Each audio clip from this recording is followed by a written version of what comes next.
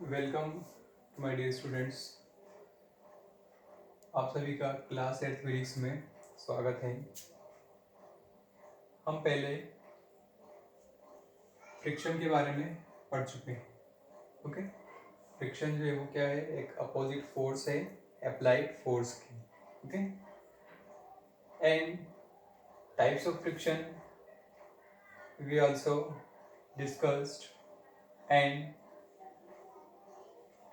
in this lecture we will discuss on types of kinetic friction. Okay, we discussed on what static friction, limiting friction and sliding friction. Okay, so sliding kinetic friction has two types. First, sliding friction.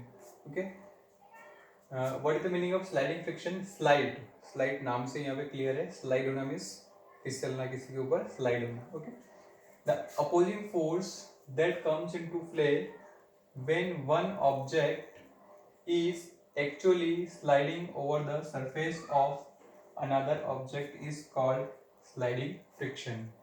Sliding friction जो है वो कब exist में आता है? जब कोई एक ऑब्जेक्ट एक्चुअली दूसरे ऑब्जेक्ट पर क्या करता है, स्लाइड करता है. ओके, दूसरे ऑब्जेक्ट की सरफेस पर स्लाइड करता है, तो उसे हम क्या बोलेंगे? स्लाइडिंग फ्रिक्शन बोलेंगे. Okay, for example when a log of would, log में गठरी, लकड़ी का एक लॉग बोल सकते हैं, गट्ठर बोल सकते हैं, is moved on the surface, flat surface, flat मतलब फ्लैट, स्मूथ सरफेस, फ्लैट एक जैसा, is slides. In this case the opposing force is always sliding friction. एक लकड़ी का वो ढेर है, उसको आप क्या कर रहे हैं? स्लाइड कर रहे हैं, खींच रहे हैं एक फ्लैट सरफेस पर. ठीक है, तो उसमें क्या होगा? जो अपोजिंग फोर्स होगा वो क्या होगा? Sliding friction. Okay, this is all about the sliding friction. And the next type is rolling friction. Okay,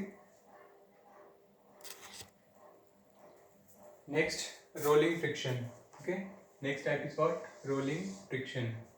What is rolling friction? The opposing force that comes into play when one object is actually rolling over the surface of another object is called rolling friction. Okay, rolling friction क्या है? rolling friction या rolling opposing force जब exist में आता है जब कोई एक ऑब्जेक्ट एक्चुअली किसी दूसरे ऑब्जेक्ट पर रोल करता है, घूमता है. ठीक है, उसको हम क्या बोलेंगे? Rolling friction. ओके, जैसे for example when a wheel or a log of wood rolls over a flat surface, the opposing force is called rolling friction. Okay, जब मान लीजिए कोई पहिया है या लकड़ी का एक गट्ठर है, वो किसी सरफेस पर, फ्लैट सरफेस पर क्या करे? रोल करे. ठीक है, तो उसे हम क्या बोलेंगे? Rolling friction. तो जो अपोजिट फोर्स होगा वही क्या होगा? Rolling friction. जैसे इस तरीके से पहिया आगे क्या हो रहा है? घूम रहा है, बढ़ रहा है. ठीक है, तो पहिया के घूम रहा है मतलब फॉरवर्ड फोर्स लग रहा है, लेकिन जो उसके एक अपोजिट फोर्स लगेगा उसे हम क्या बोलेंगे? Rolling friction. Okay, so this is the types of kinetic friction. First is sliding friction and second is rolling friction. Okay, the next topic is factors affecting friction. Okay, what are the factors that affecting the friction? First, the nature of the surfaces in contact with each other. Okay, the nature of the surface means दो surface के बीच का जो nature है, या दोनों surface का जो nature है उस पर डिपेंड करेगा कि फ्रिक्शन जो है वो कम है या ज़्यादा है. For example, for rough surface the friction is more, and if the surface is smooth friction is less. Okay, rough surface है, खुरदुरी जगह है, उसमें फ्रिक्शन ज़्यादा होगा, और स्मूथ सरफेस है तो फ्रिक्शन क्या होगा? कम होगा. Okay, and second the weight of the object, दूसरा जो ऑब्जेक्ट है उसका वेट कितना है, उसका वजन कितना है। ओके, अगर कोई हॉरिजॉन्टल सरफेस है, ऑन हॉरिजॉन्टल सरफेस, हॉरिजॉन्टल मतलब ऐसी इस तरीके से ये सरफेस हॉरिजॉन्टल सरफेस। ओके, ठीक है, हॉरिजॉन्टल मतलब आड़ी सरफेस और वर्टिकल मीन्स खड़ी सरफेस। ओके, हॉरिजॉन्टल सरफेस पर क्या होगा, the force of friction is directly proportional to the weight of the object that moves. Horizontal surface पर, ठीक है, द फोर्स ऑफ फ्रिक्शन जो होगा वो उस वेट के डायरेक्टली प्रोपोर्शनल होगा। डायरेक्टली प्रोपोर्शनल का मतलब क्या है कि जितना ज्यादा वेट होगा उतना ही ज्यादा क्या होगा, फ्रिक्शन होगा। जितना कम वेट होगा उतना ही कम क्या होगा, फ्रिक्शन होगा। ठीक है, तो वेट जो है वो क्या है, weight is directly proportional to the force of friction. If the weight is more, the friction is also more, and if the weight is less, then the friction is also less. Okay, these are the factors affecting friction. Okay, our next topic is fluid friction.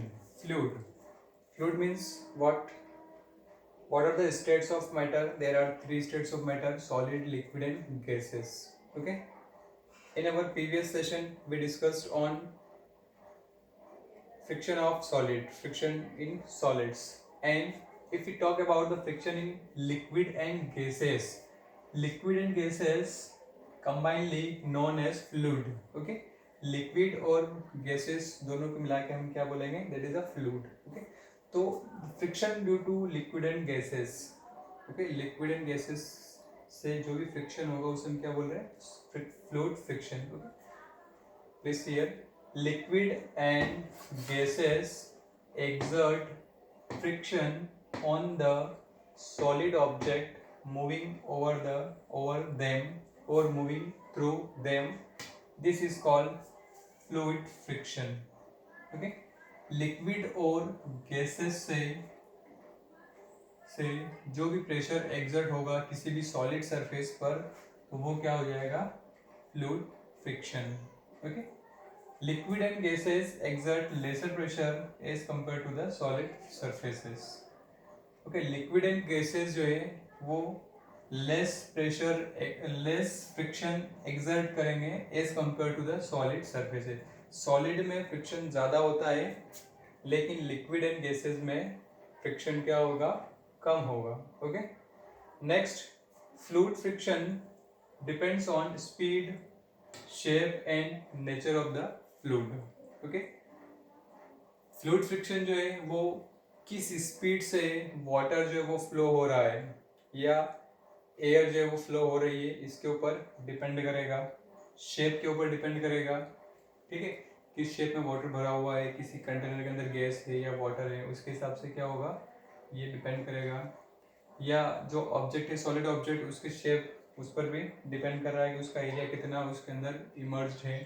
And nature of the fluid, और fluid का nature जो है वो कैसा है, water है, oil है, ठीक है, वाटर, ऑयल, ग्रीस, इन सारी चीज़ों पर फ्लूइड फ्रिक्शन जो है वो क्या होता है, डिपेंड होता है। Okay, so this is all about the fluid friction. Okay, now we will start friction due to water, friction due to air, all these things. Okay,